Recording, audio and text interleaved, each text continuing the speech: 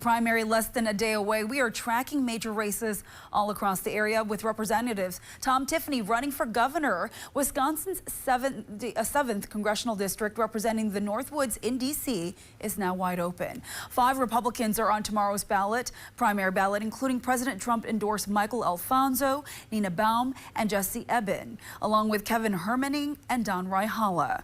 On the Democratic side, former state lawmaker Fred Clark faces small business owners Chris Armstrong and Ginger Murray. Northern News Now's Kyrie Johnson heard from political analysts today and joins us live in studio to break down what they expect to happen in that race. Kyrie. Laura, Wisconsin's 7th district, which includes our neck of Wisconsin, is a massive, economically diverse region, stretching from farming communities to manufacturing hubs. Despite the more Democratic-leaning northern part of the district, lately it's an overall conservative stronghold that delivers big wins for Republicans, and analysts warn it's still too early to count anyone out. With Republican Congressman Tom Tiffany running for governor, the rare open seat has drawn a crowded field. Whichever of the 5 Republicans wins tomorrow is favored to win in November and potentially build a long career in Washington. The race features key themes of inflation and economic anxiety, as well as a test of political influence.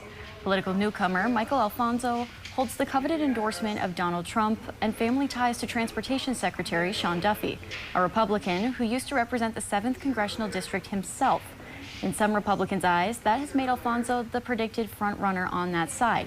Meanwhile, some political experts say the Democrats face a steep uphill battle in what they called a gerrymandered district. Still, the 3 Democratic candidates on the ballot are working to energize local voters and boost crucial turnout for statewide races.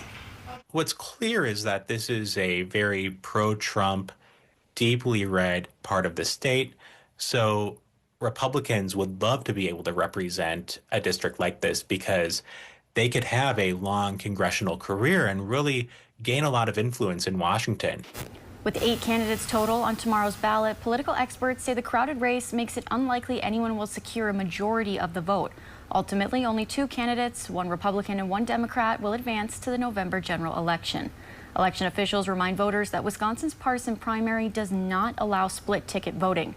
You must select one party preference and vote only for candidates within that party. Crossover votes for other parties will not be counted. You can find more details about each of the candidates on our website. Live in studio, Kyrie Johnson, Northern News Now.